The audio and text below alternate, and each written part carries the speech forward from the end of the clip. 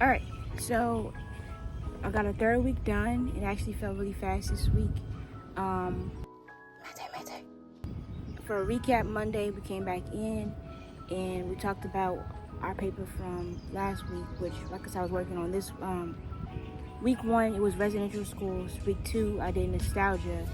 And now week 3, wait, no. Week 1 was, residential schools. Week 2 was nostalgia. Week 3, which is what we've been working on all week, is our Juneteenth paper, which I turned in today, which is Thursday, last day. So he's going to bring it back Monday and tell me what I need to fix or, for some more revisions. So, honestly, I worked more on the T-line this week. I tried that out. I think last week I wrote it on maybe like Thursday. Nope, not Thursday. I wrote it like once, and now I wrote it again yesterday with my sister. And I'm just gonna say the bus is freaking congested. It just feels like it's just sickness is just being like bred inside of that bus, like low key. And I think it's just because, I don't know if the buses are cleaned or have any air freshener or whatever, but it's a city bus, so it is what it is. And I think my lesson for today is really that a lot of things that other people think are just like regular, like driving or riding the bus or going to the grocery store, everybody has their first time doing those things. And for me, this week, last week and this week has been my first time riding the city bus.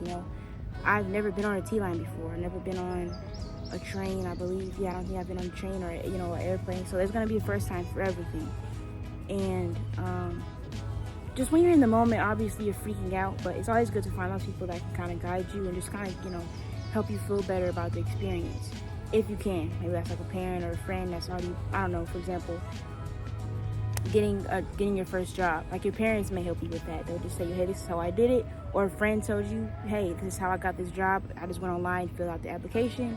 I'll help you fill out your application. Or, in your school, they may have programs for you or teachers that deal with career development or whatever the case may be. I had a teacher that did that. It was really cool. He helped me with my stuff. And then obviously I got my GED program, and they had a workforce kind of thing to help people that's coming into, the new job world with their diploma get jobs. So it's just good to help you find other people to help buddy you along or just kind of help you just get started. And if anything, if you can't, watching videos, YouTube videos, and just kind of getting familiar with it before you do it always helps. For me, going to the grocery store is just watching my mom enough times to know, okay, I know you gotta go get your stuff. I know people aren't chasing you down to see if you're stealing or anything, so I can calm down. I'm okay. I don't have my hoodie on. I didn't bring a backpack into the grocery store or anything suspicious or shady. So I know after I get my stuff, I have to go to the register, okay? They're gonna tell me how much money it is, and then I pay them the money. I can't pay them the money, which, there's times when you can't. You just tell them, hey, I would like to take that thing off, or that's fine, thank you. And you just leave the things there and you walk out. And yeah, that's how that is. I won't lie, still I get pretty nervous going to the store, depending on if I'm just looking around, especially if it's like a local shop or like downtown or anything like that, where it's like I don't want to walk in here and then they think I'm stealing anything because I didn't buy nothing. I just came in and walked out. But a lot of times you can just let them know, hey, my hands, oh, I'm good, thank you. And you just walk out. And half the time people are not gonna they don't care. And if they do care, they'll come after you or whatever, come behind you and say, hey, you need to pay for it. If you got, you can just tell them I didn't pay for anything. And most time there's cameras, so they can pull the camera. So yeah, but like I said, there's a first time to anything, first time to trying food, and it's just always kind of uneasiness towards the unknown. And I've definitely felt that in a lot of different shapes and forms. And it's just good knowing that you're not alone. Everybody had that first time too. And sometimes it may not be pleasant. The experience may not be pleasant because of others. Maybe somebody's rude about getting a job interview, or maybe somebody's rude about getting your food, or maybe somebody's rude about delivering your food to DoorDash, or whatever the experience is. But just know that's not the experience as a whole. Everybody can give you different experiences. Because, just everything in life is just unexpected, and you can't really just say this is how it's going to be. If I tell you this is how creating a YouTube channel is going to be, it's not going to be the exact same process for you. I can give you some guidelines or the things that I did to do it and kind of how I worked through it. But for the general aspect, I mean, everybody's going to have different experiences. We can't control them. What we can control is our attitude. I've definitely learned that. I mean, it sucks, especially when you have those kind of dawning moments where you're like, this sucks. You know, getting a haircut or something, you're just like, I'm cutting my hair off. All of my hair. Or I'm cutting, you know, a significant amount. I don't like this. And with that, you can let yourself feel that way. Like, say, it's okay that I feel unhappy, or it's okay that I feel nervous, or it's okay that I feel scared, or it's okay that I feel whatever you may feel. Let yourself feel that way and just say, you know, I am doing this for XYZ reason. This is my why, and I'm just going to get through this. I'm going to hold my hand. I'm going to be here for myself. And of course, there's others that will follow you as well.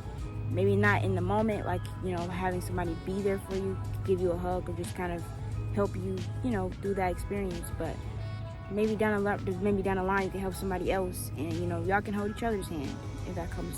You know. But yeah, this week's been pretty good. I mean, I have my new paper for the last week of school. It's going to be a position argument where we have to fight over basically something that I care about. And since I brought up T-line and I am a cyclist, my teacher told me that he really thinks it's a good idea that I make a paper about adding bike lanes and bike racks, not bike lanes, but bike racks to the T-line, at least in the ward or like the county part that I am in town. And at first I was kind of wary, like, what am I supposed to do about that? I mean, I'm one girl in like this entire town, like, who would care about that? Or even if they do care, like, what can I do? But how he brought it up to me is like, there's really nothing to lose, you know. If anything, I can at least kind of bring the issue towards the city hall, kind of, you know, building people's minds, if that makes sense. So I said, okay, and I am pretty excited about it, you know, now that I kind of put that out the way, that, you know, this is going to be a new experience. Writing a paper, writing a letter towards the city is new. I'm not really excited about having to stand up for other people or send emails to people, but in kind of a way, I've done this before. I was actually trying to bring virtual classes for clubs and stuff for virtual students when I was during the pandemic, and that didn't happen. I emailed a bunch of people, and rereading it, totally cringe emails. I don't know if I can include them in here, but if I can, I will.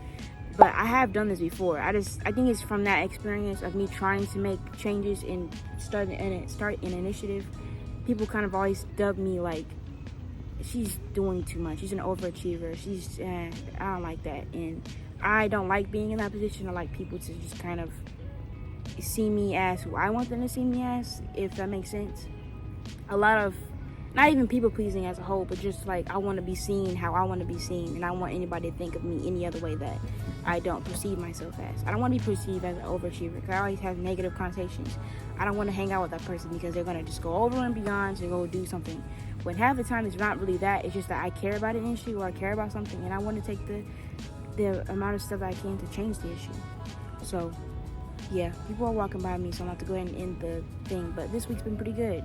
I'm really excited for next week. It's my last week, and I'm going to just, go and push through, and I can begin with Comp 2 and still bring you guys along. Be sure to comment any ideas you guys want me to do for any more teen stuff. But in the meantime, be sure to check out my last video last week about week 3. Well, not week 3, but week 2. Thank you for watching. Bye-bye.